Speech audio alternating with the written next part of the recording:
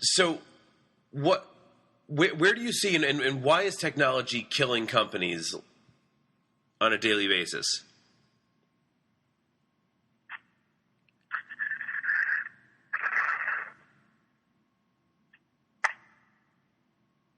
Well, I'd answer that different than I'd answer the central theme here. So let me answer your question. First of all, I think there's so much complexity today, and people don't know how to make good decisions around it. And the consequences of decisions are really terrible. People make knee-jerk decisions on technology. They waste tons of time trying to make something work that isn't going to work, or they have consequences of the decision that just causes so much fallout for people because it's not visible as to what is going to be the case. And it's compounded by the amount of technology that we use. It's compounded by false marketing and false promises of new technologies that are hoping to make a difference in what they promise, but they can't deliver on what they promise. So much of our job is to filter the crap of what people are promising to make sure that our clients have stuff that's actually going to work the way it says it's going to work. So people will make decisions. They make dozens and dozens of decisions, and you're actually going to get much better decision making if you're making decisions based upon the things that are most important and understand what those are, make the high leverage decisions, and let a lot of the low things take care of themselves because they can be worked out. And we know how to do that. So, if you've got a few big decisions you can make, equip an employee day one, make a few $1,000 decision with a laptop, any software they're going to need, whatever they're going to need for the next several years, and not try to piecemeal it over time. You save yourself tons of time. You save the employee lots of frustration and disruption from having to make change and decisions along the way. The cost of making decisions in technology is so high, it's killing you and stealing time from companies because it takes, when you're making those little decisions, it takes so much time to do them. It takes more time to make the decision oftentimes than it does to actually do the work. So there's so much complexity in technology. Having the right strategy, the right framework on how to make decisions, and getting that decision making really fast and getting the big decisions in is number one. It kills people making those decisions. They spend so much time doing it. Number two is they don't consider the impact of all the ankle biters. You let little things go, such as making employees responsible for Java updates, or they get a new software program and you don't train them on how to use it and manage their expectation on how to actually perform the work. All of those little things add up to a huge picture of wasted time in organizations that cost millions in lost opportunities, lost dollars, and stress. And when you add them all up, we find that we save our clients about a week per year per employee, or what they say for us. But technology kills people also in the way that they let all these little things pile up, and they think it's no big deal that people can deal with it. It creates so much background noise. It's like as you age, you get more and more chronic pain, and that pain can just get in your way of being effective. You can't think as well as you could. You got a headache. You know you're not executing your full potential. If you don't sleep as well, you know you're not executing your full potential. Technology ankle biters are just like that. They rob and steal from your ability to think well because they're constantly creating background noise. You try to get into a task and do something, and you stumble across something that doesn't work well, and your frustration level goes up even a little bit, even if you're not aware of it. And so it's kind of like when you ask somebody, what's it like to live without back pain? And, they've got back pain, they could say, I don't remember. What's it like to live without technology pain? I don't remember. And so once it's gone, it's a huge and freeing feeling, and you'd be amazed at how much better thinking people can get done when the technology pain is removed. So getting rid of ankle biters is number two. It's killing people. And number three, I think the technology is often made as a knee-jerk decision where it is not considered the impact on strategy so much. It's kind of looked at as a necessary evil, but equipping the talent with the right tools and making sure everyone in the company is equipped to do their job rather than hiring people and knowing that they don't have the right tools to do their job. That's a very common thing I see, and that there's We don't need that, and they don't see the implications of their decision. And it robs people from the ability to do their job the best way they can. So they're actually stifling the use of their talent. They're robbing themselves, and they're hiring people before they make money doing what they're doing now. They could be making more money with the current employees accomplishing their mission with them. But why in the world would you hire somebody else when you don't have the rest of your staff equipped to do their job? You're just wasting training effort, you're wasting hiring time, you're wasting money on recruiters, and it's a big waste. So why not equip people with what they need? So getting people the tools that they need to do their jobs, I'm not shorting them on that. So those are three reasons why technology is killing a company. And in terms of the strategic IT versus the tactical IT, tactical IT is certainly stuff that's common to every organization. It's things that people think don't have a strategic impact, but it has an enormous disruptive impact if delivery is not aligned with strategy. And that's a bunch of gobbledygook just to say that great companies will tend to make investments in technology where they're giving people, like, I can go to Best Buy and buy a laptop, or I guess they don't need remote access anywhere, do they? Or they don't need an extra widescreen that's just a fancy luxury for them, or they don't need an iPad because all they're going to do is play games on it. Where you don't see that by equipping your best staff and teaching them how to use it, it's actually a strategic decision. Implementing the tactical stuff like IT is common to every business, whether to support strategic objectives and support your talent, it is a strategic decision. It eliminates wasted time on the low-leverage work by your staff, first of all, so they don't have to be doing IT. They can do what they're most talented at. It eliminates ankle biters, like we talked about, and friction, where countless hours are lost, and frustration is building for people. So that in those ways, the tactical IT really becomes strategic because it's maximizing talent and giving every chance for talent to have a return on talent. In addition, the strategic IT needs a place at the table for to be able to align with the unique needs of every organization's position. Cash, opportunity cost, regulations like healthcare, key initiatives of CRM, and even this year the top initiative is business intelligence and getting more out of the data that people have, making better decisions out of that. Those types of strategic initiatives need to be at the table and need to have a tie-in to contribute. So a lot of people, it's killing them because they don't understand how the key technologies are going to help them reach their goals and get results.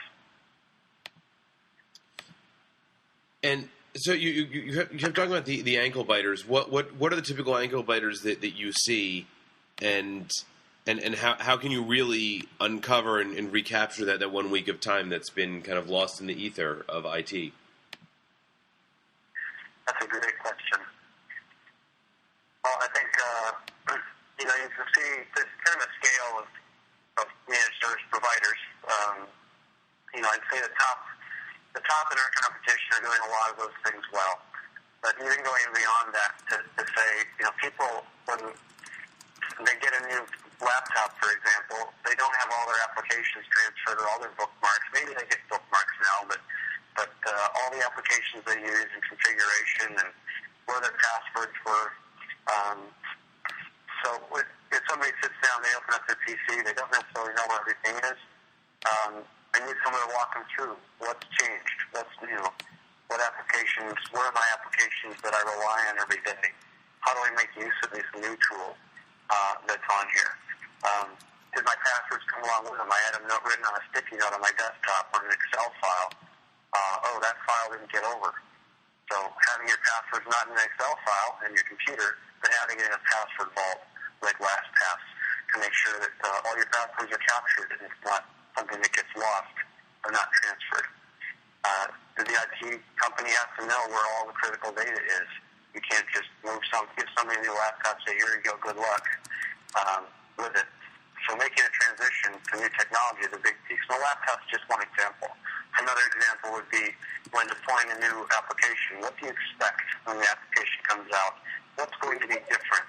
What's going to slow me down and be most frustrating so that I know to expect it and I know how to get around it. And then what does IT have as a plan to address those most frustrating elements when they get rolled out?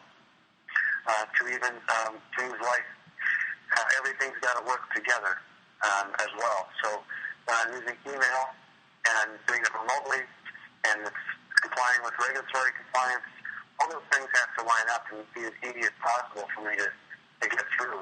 You know, a lot of people used to use VPNs to get remote access, for example.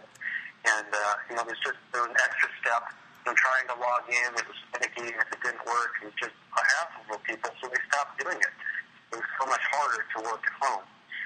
To go to the point where you say, my key executives in my town who are going to work at home, not all staff is going to, but those who are, I want to make the barrier as low as possible for them when they want to do meaningful work.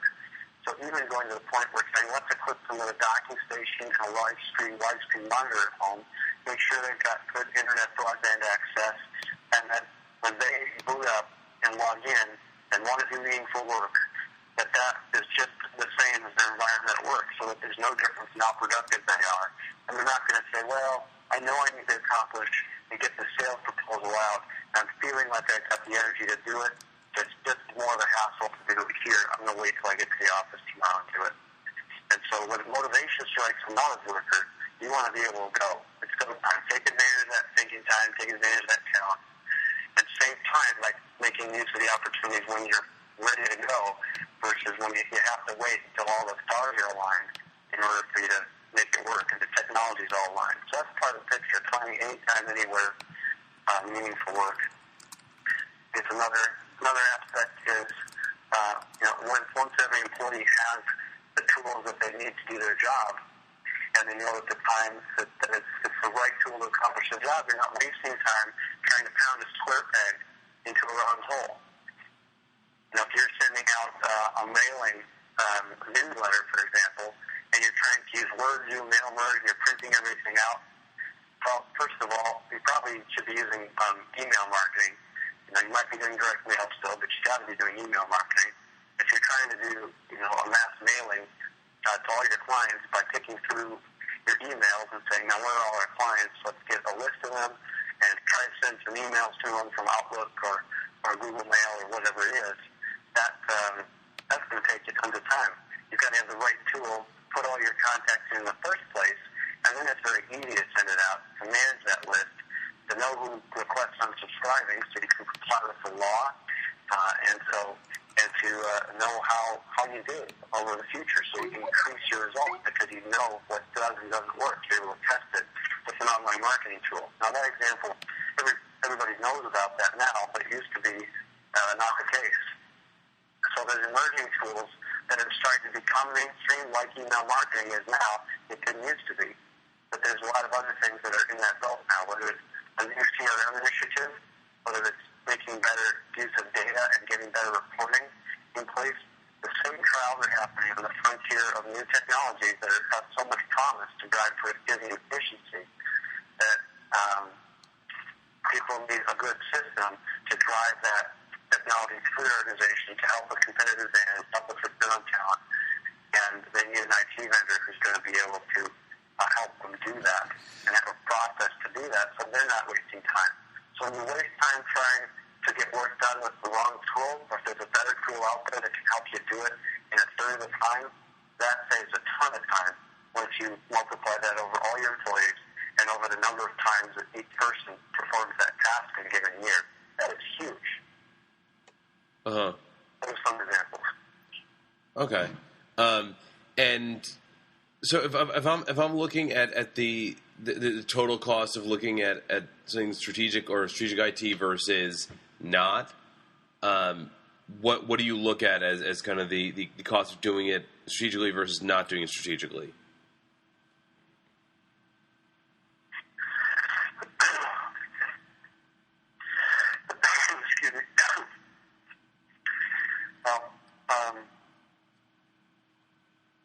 The costs really vary by each organization. So I guess I could put it in two buckets.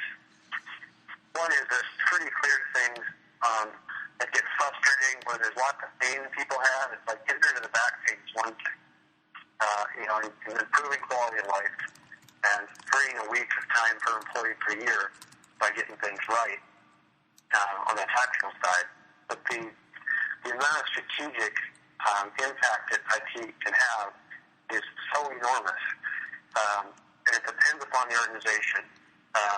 Really, if the leadership of an organization and the competitive advantage is good, and the company has a proven track record of growing, the strategic loss opportunity cost for what we're talking about is millions of dollars. It could be several multiples of what the company is bringing in now in terms of revenue.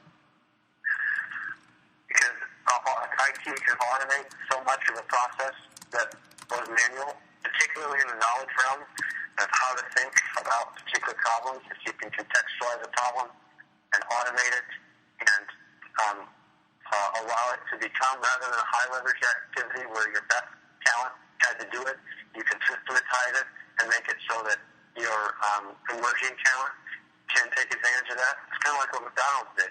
They systematized how to make fries, flip burgers. And then you didn't need a manager doing all that anymore. You could hire a high school kid, teach him how to do it, work the system, and they became an instant fry chef. It's that way with IT. The impact is enormous. You said the impact is what? It's enormous. Uh-huh. And what do you say to people who have been burned by their last 5 IT vendors? And how is SlashBlue different? How do I know that how do I understand that I'm not going to be just like everybody else out there, and have my employees hate me just as much for having the same kind of unremarkable IT support?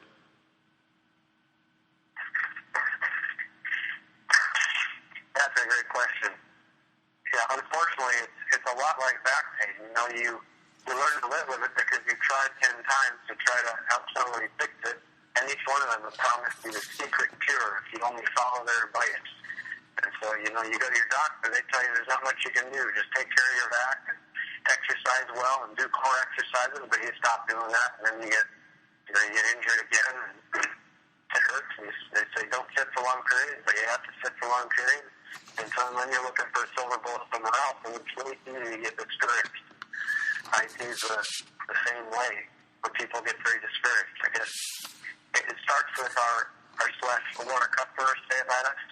And that goes so far, it gets people interested that they know, because our customers say that our approach saves them so much money every year because of the amount of time we can save them, and they can employ that time for better use. But second of all, the SlashBlue process that we go through demonstrates that we have a better understanding of all the variables and can give you a results map of how technology is going to impact your IT strategy and your business results, as well as a roadmap for technology for getting there and accomplishing it. So it gives people confidence that we know that we're addressing areas that haven't been addressed before, and that gives them hope that it can turn around. And then once we engage with somebody, the first 3 months, we're tackling problems. We get right in, we dive in, we interview every employee on what their pain points are, and try to gain trust with them right away. And that gives people confidence that it can be done.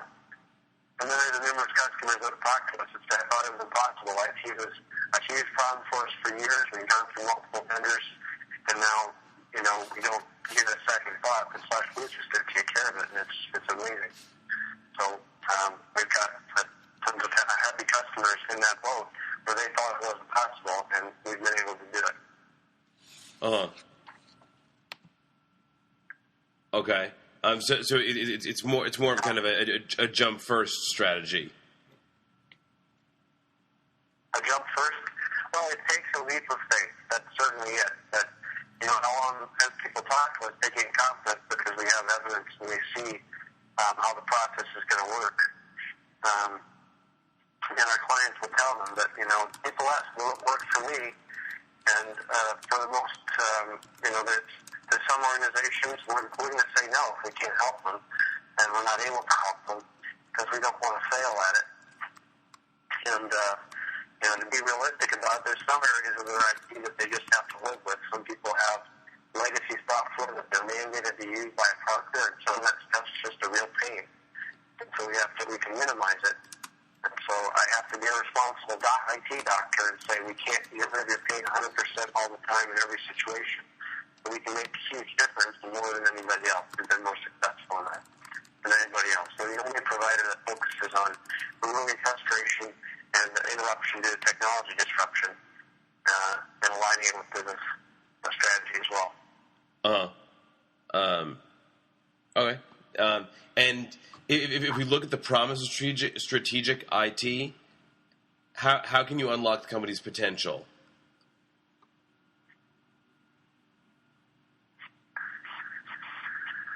Well, first of all, they have to be making the right decision. The tactical things that are common to every business can't just be taken as though they're common to every business. They have to be, it is common and you should be outsourcing that, but those things have to be done in a way that fits with your strategic goals.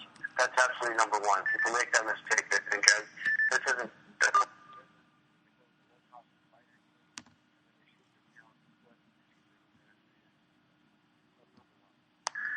Number two is looking at the top initiatives that are going to make the biggest difference for your business. The U.S. has led the world in productivity gains over the last several decades, and it's in no small part to what technology has been able to do to help eliminate manual labor and automate processes that can be automated. And so looking for those opportunities in an organization and taking the ones that are most proven first, like CRM, you have to be doing it, and making sure that CRM is a part of not only the technology, but the processes and the people, and top-down buy-in. So you have to be looking at ways.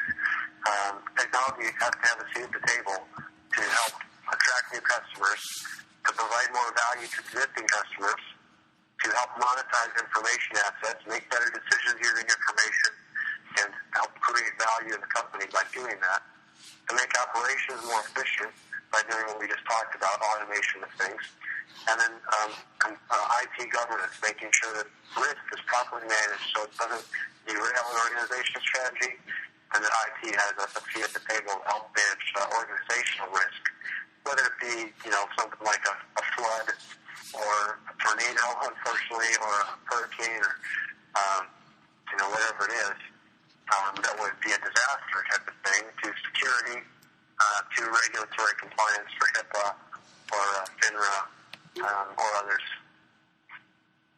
But those aspects of strategic IT all need to be addressed, and that's going to be an individual proposition for each organization, depending where they're at in their organizational life cycle, depending on what goals are facing them, whether they have a decreasing market share or whether they're increasing market share. The goals are going to be highly customized. I can't make a broad statement on which is most important, but I can make a statement that you have to be doing that, and you have to use IT to address those 5 challenges I just addressed. Tracking the customers, providing more value, monetizing information assets, making operations more efficient, IT governance, those have to be addressed. That can take the form of, web strategy, where the IT is sitting alongside the chief marketing officer and helping to get the tools in place so that from soup to nuts, all the tools work together to help people be more productive. They're not getting in the way. You don't put in a marketing strategy tool that nobody can use because it doesn't work with their other tools. It doesn't allow their workflow to eliminate friction in the workflow. So technology has to have a seat at the table there.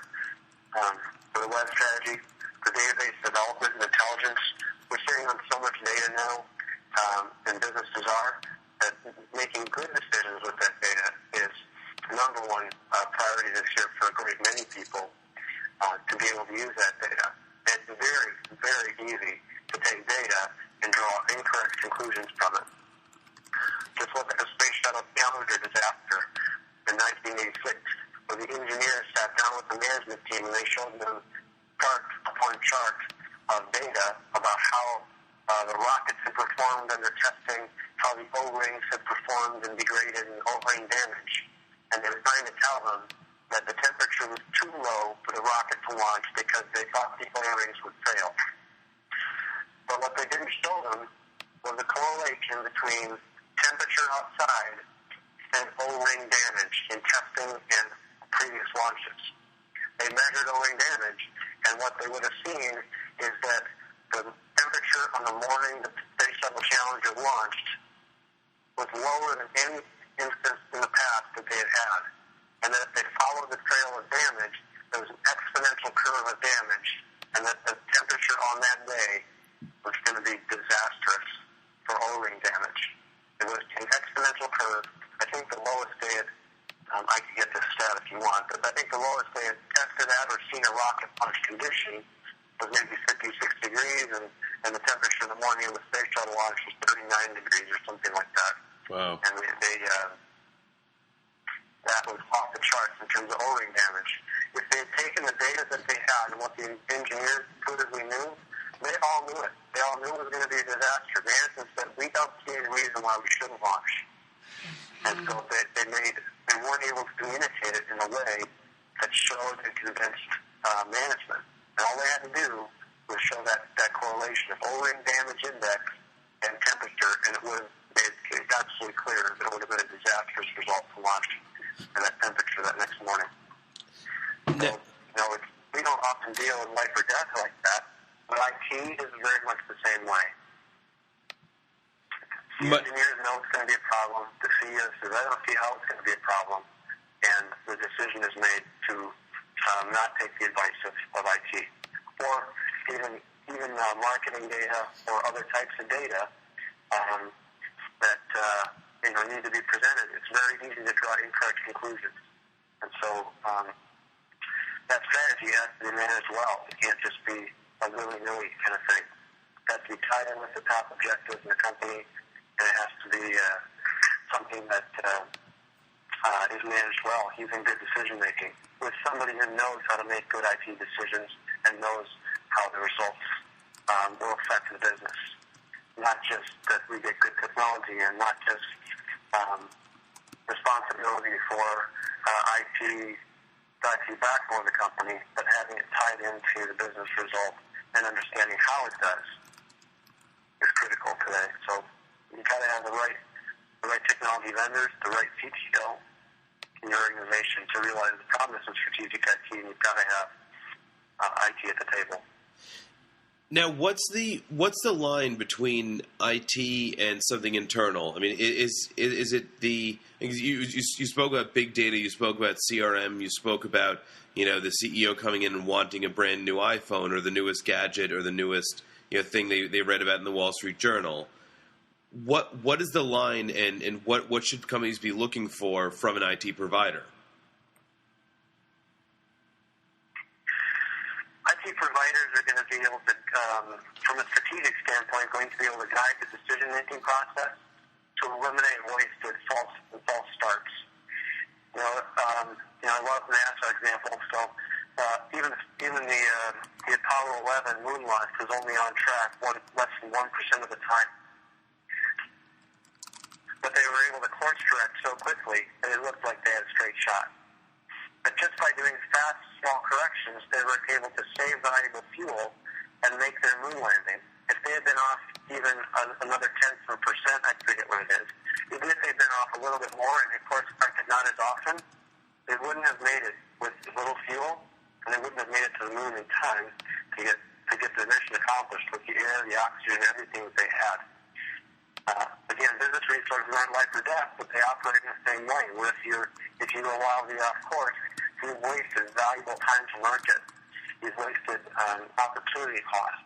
And so, from a vendor who can help you course correct quickly and avoid stepping into wrong decisions is critical these days to manage that and help focus that process and cast a wide net and bring the right tools to bear and focus the process. What an IT vendor can't do is decide exactly the optimal how that particular technology, how valuable it is to do competitive advantage and to champion the process of change within an organization around process change. Somebody internally who absolutely understands the impact of that IT needs to be at the table. An influencing champion, a process change champion, an early adopter who can help roll it out to the rest of the culture of the organization. An IT vendor is never going to be close enough, or any vendor is never going to be close enough to the culture to be able to do that. You need somebody inside doing it. The IT vendor can focus that person's efforts tremendously. But for a lot of our clients in the small business space, unless they're a tech company, they don't have a CTO. And even when they have a tech company, they rely upon us heavily. But we can help guide that CTO position, and somebody has to know how it's going to operate. Typically, that's the COO position that we're helping to guide, that person is the champion of change and process change and cultural change, and that person helps to drive those aspects of making sure these initiatives are a success. Got it. Okay. Did that answer your question? Yeah. No, I'm kind of trying to pull us in directions where, like, as I see, it's interesting, as you can probably tell. So I appreciate you rolling with me and jumping into charted and uncharted territories. Not to play up the space analogies. So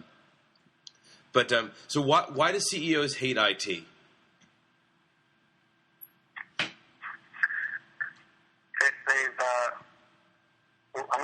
Most CEOs, unfortunately, it's kind of a generational thing and an age thing. Those people who have, I guess I could say it this way, those people who've made a habit of using technology themselves and increasing their own productivity using technology are going to have less of a problem with it. They're not going to hate it. But there's a lot of people who have avoided technology because they don't want it to change. They want to do it the way that they've done it. And they know it's kind of a necessary evil these days, but they don't see how it affects their business. To the first group of people, they tend to be younger business owners and CEOs. They want to do it themselves, but they don't have somebody, and they're able to adopt technology themselves. They think this should be simple. We should just be able to adopt this across the organization. They will make that mistake. They don't understand what's needed to do it, and they will short circuit the path to success. And they've also, and so they need to rely upon their geeks' advice, listen to it, not just dismiss it. And they tend to rare with people. And then if you go to CEOs who have traditionally avoided adopting technology themselves, they know it's a necessary evil and that other people need to use it, but they don't use it themselves, they tend to abdicate technology decisions because they don't want to understand it. They say, okay, well, tell me it's going to get this result, and, just do this to, make sure it's the lowest cost thing, and they make always the lowest cost decision and try to strip cost out of it, and then it never plays up to what they expect it's going to do. There's all kinds of frustration when they see them frustrated. For both those people, I would say that they need to have geeks that understand real business and talk about the results. They also need to make sure that they don't. The geeks can't just present and say, "Hey, we need to do this. We need a network switch because everything's slow on the network." They have to be able to say, "Our staff are being robbed of their time every day. We got 5 people over here in our billing department who are sitting and waiting at the end of every day because our whole network is so slow, and they're trying to cram everything through. You're asking them for end-of-month reports, and they're all sitting around twiddling their thumbs and having to stay till midnight because our systems are slow." And so you've got to be able to make the case as to why.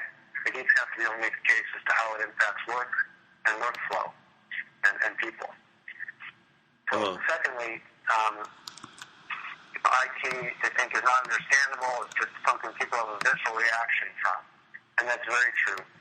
It needs to become understandable in a way that is understandable to the business leaders. And the result needs to be understood up front. A lot of times the CEO that advocates will say, just go ahead and do it. And they've got an IT guy who they don't know what they're doing.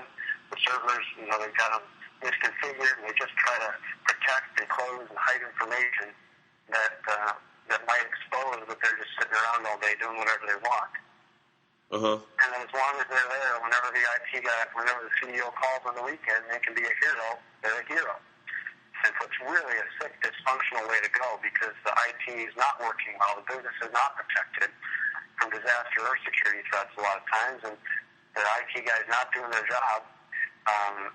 What they might be trying, or they might not be, but a lot of times what happens is that internal IT person just kind of has carte blanche, but they're not doing the right things.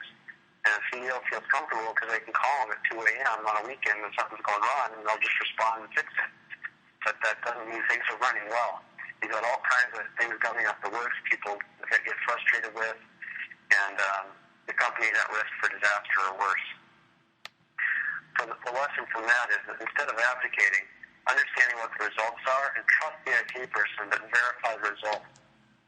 If they say we have to be able to recover our server within 6 hours of the server crashing, they have to verify that's the case and ask the IT person for proof.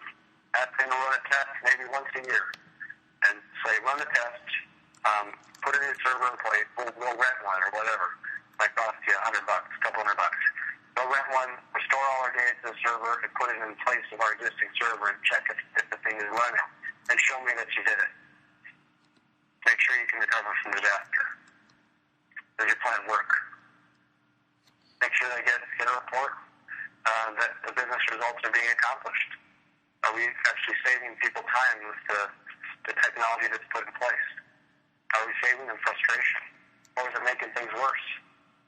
Let's throw in this new fancy, email that complies with HIPAA, and you put it in, you find that it complies with the HIPAA checkboxes, but it's completely unworkable. It's made everybody irritated and ticked off, and they can't get their work done, and everybody learns to live with it because it's a mandate from above. You got to have the results clear on the table when you start. That's number 2, is making sure that IT becomes visible in the business result, and that business result is continually verified and not just advocated. And then third, the CEOs have to realize that IT has helped them get where they are. It's not just a necessary evil, and even the tactical things, but it permeates everything we do. It used to be a laptop was good enough with Microsoft Office, and you got your email and your Word, and away you go. But now everybody has dozens of tools they rely on every day. They're using emerging presentation tools like Prezi, even replacing PowerPoint. You're using compliance tools. You're using email marketing newsletters, and that has to get the data into it and the context into it. Now you're using iPads and iPhones, and those have to sync. And what a mess it is to try to get all your contacts together. If you're not doing that right, you don't have all your contacts on your phone. You got 15 bazillion contacts for each person. You don't know which one has their real phone number in it. That's the big problem today. So making sure that everything that somebody has is contributing to their work in a positive way and reducing frustration.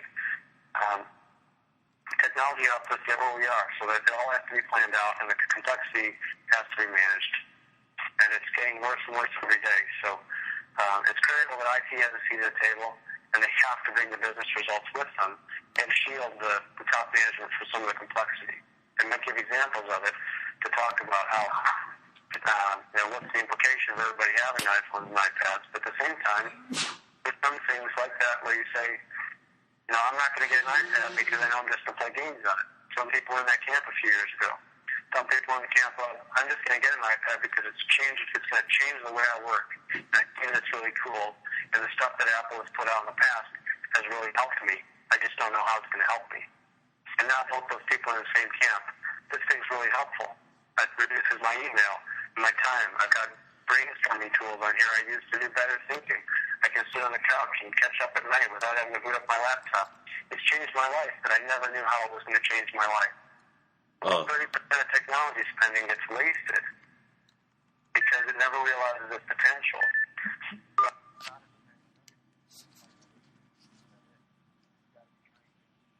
You don't do it for everybody yet, right? You do it in small contexts, prove that it works or it doesn't, and then you scale it up or you move on. And so, again, IT has to have a seat at the table to help guide that process of adopting new technology, tasting it if it's going to contribute to competitive advantage, revenue growth, and profit growth, and spitting it out if it doesn't.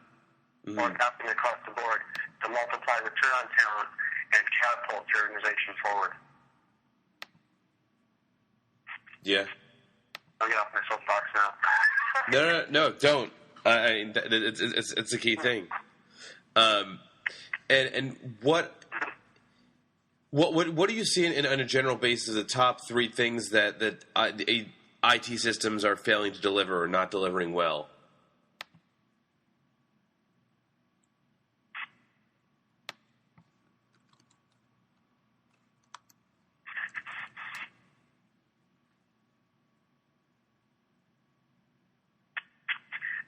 Top three things they don't deliver. IT systems don't deliver well. I guess number one is they're not always tied in with the business result. You might say, hey, we need a system to do email marketing. But you have to ask the question, how are we accomplishing lead generation? Where do our leads come from? What's our lowest cost per lead?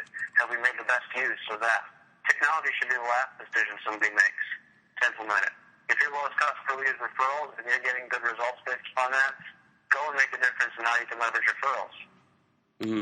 Now, before you do cold calling is the last step. Make sure you're getting the most out of your referral generation. You might just say, picking up the phone and calling our customers once a month and asking them. That's much lower cost than trying to implement a telemarketing program to acquire new clients. Make sure that the technology is in the right place. And that you're not doing something else. Technology is, I guess, number one, the last decision. Leverage what you've got and make sure you understand where the result fits. Number two is even if it does deliver in the lead generation capability, let's say for newsletters or marketing automation, a lot of the tools will wow you with their demo.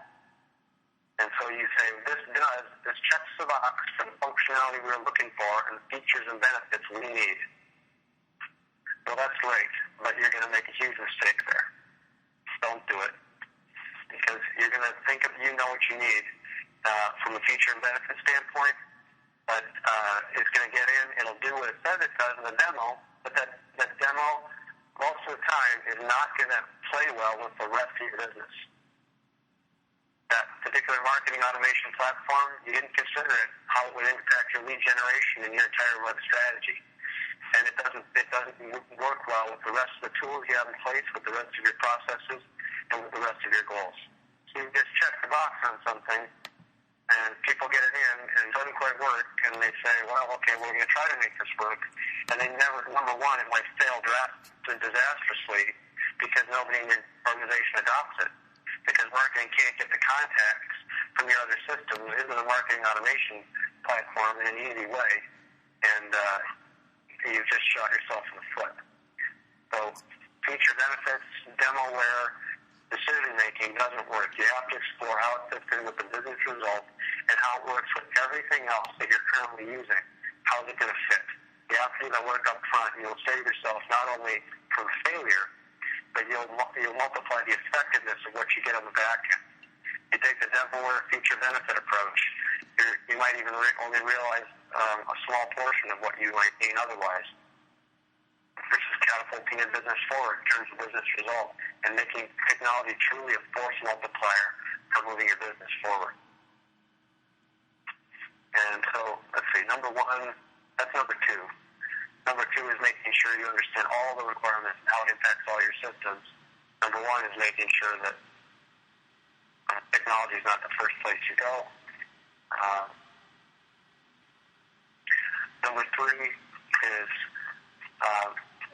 leverage providers and suppliers and network partners in the process.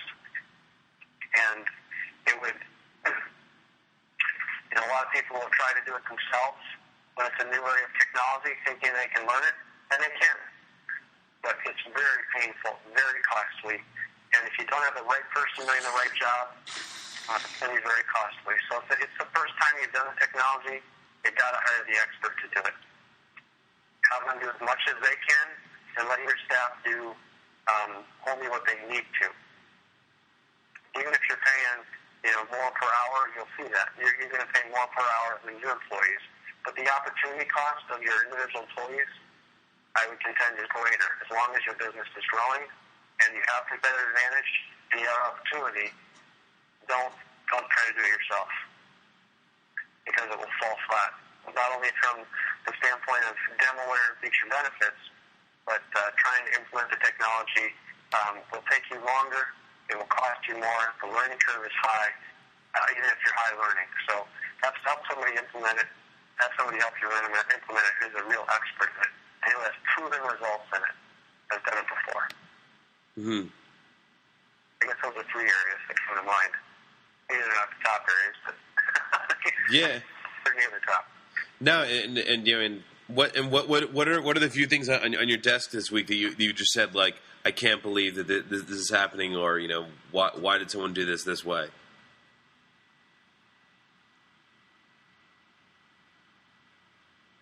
Yeah.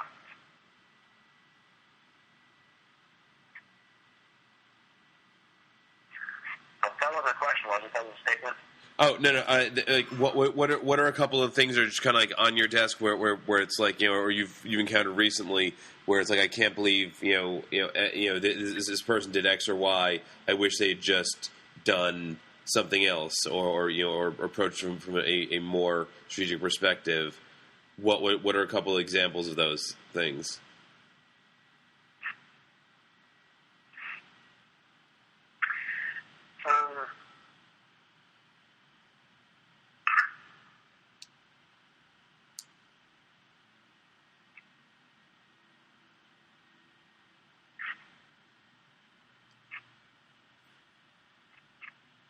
There's a lot of examples. So I can't believe somebody did it this way.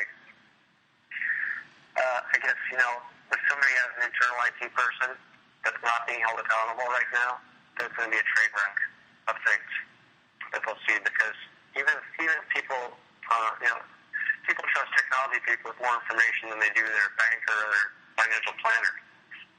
And those people may be worthy of the trust, but you have to verify it, because everybody gets tempted at one point to be lazy. And so one of the things we've seen internal IT people do is they might purchase the licensing for a product, say Microsoft Office, but they buy it in different pieces, or they might buy the education licensing, thinking they can purchase it and get a deal. We've had that, and then that's the play across an organization, and it's illegal to do that. And the company discovers it, and they've got a huge investment to make. They have to rebuy everything. Or they buy multiple different kinds of licenses. They might buy Microsoft Office on the PC already, and then they go and buy a volume licensing agreement from Microsoft, and they mix and match which licenses are installed on which PCs. And then, again, they've put the wrong license on a PC. They're out of compliance. And if that was reported to Microsoft and the government, they could be fined $50,000, $250,000 per instance of where a license was misinstalled. So they'll install the wrong licensing across PCs. And not only is it a compliance issue, but then when you got to put a new PC in place, like, well, where's this piece of software that was installed? Different type, the disk is thrown away, they don't have it anymore. They've made piecemeal decisions along the way, and it's really shot in the foot. And it takes a long time to unwind that mess of spaghetti of a legacy of years of making piecemeal decisions by technology persons that have no accountability. It's very costly to dig out of. That's an example. An IT person. Example of,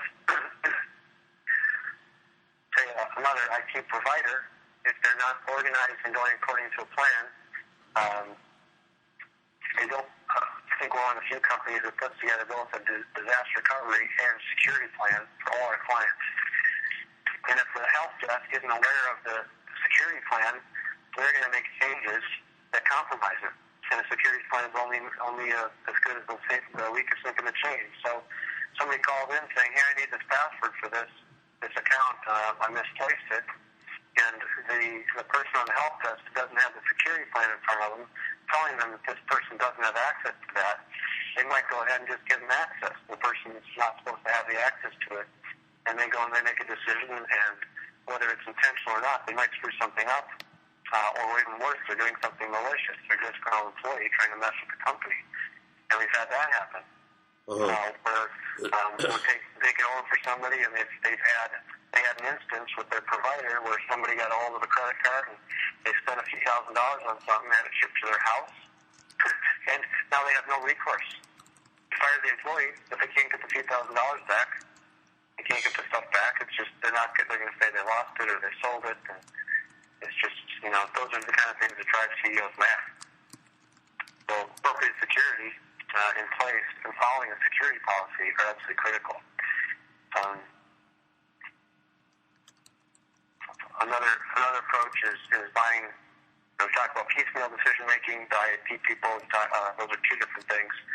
IT person may have different decisions that they make that compromise systems by piecemeal purchasing. They also might have misconfiguration in there. Let me step back. So at one point, the IT person is making piecemeal decisions. That could happen without the IT person as well. Number two, not having a security policy and following it. People will make mistakes, help desk and otherwise. They'll give people access to things they shouldn't have.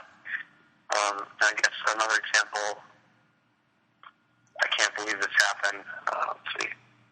Those are some big ones. Undoing messes is huge. I guess misconfiguration is another one where, you've got multiple hands. You've got maybe a single IT person. You got one hand in the cookie jar. If they're not accountable, that's a problem. Or not competent. They're certainly not going to be competent in every area anymore. It's just impossible to be. You need experts. So once people figure out they need to get a team of experts, they hire a managed service provider, say, I've got a team of experts. But those experts aren't aligned. They got somebody that's in there that's not competent, makes some changes, and something's misconfigured. And then they don't note it. And then somebody who is in there, by chance, discovers it's misconfigured, and maybe they fix something. But in general, they're working with a group of people who there's a whole ton of people screwing it up, and there's a few people that can make it right. And so at any one point in time, most of what they have is misconfigured for the purpose. And that robs money, robs time, adds frustration, being disrupting to an organization by having that. So a lot of people come to us from a managed service provider who isn't following a security policy or misconfigures things, and it just robs them of so much time. If they now they've got the experts, but the experts aren't operating in a way that allows them to thrive. They've got non-experts still operating in areas and misconfiguring things, and that drags down the rest of the productivity.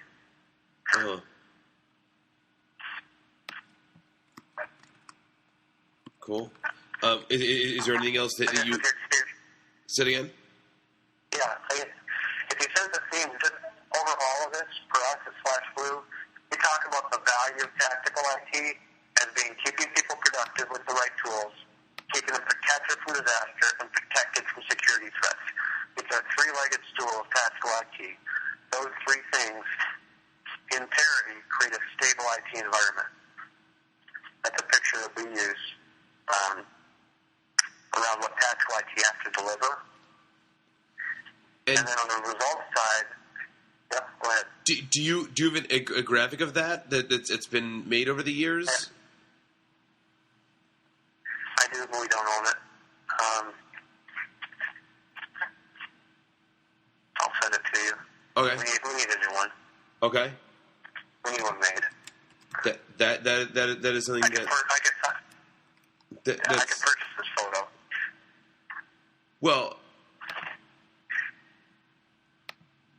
it's possible to purchase it, but it also may be something that we can develop internally and actually push to a higher level. Yep. So.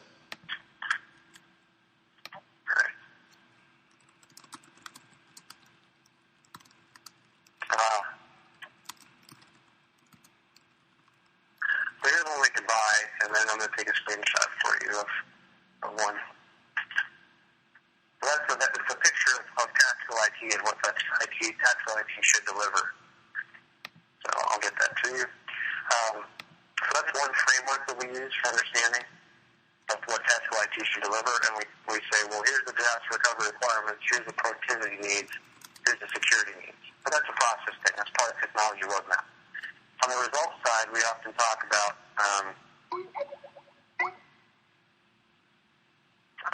disruption, interruption, friction, frustration, those all get to the same idea. And then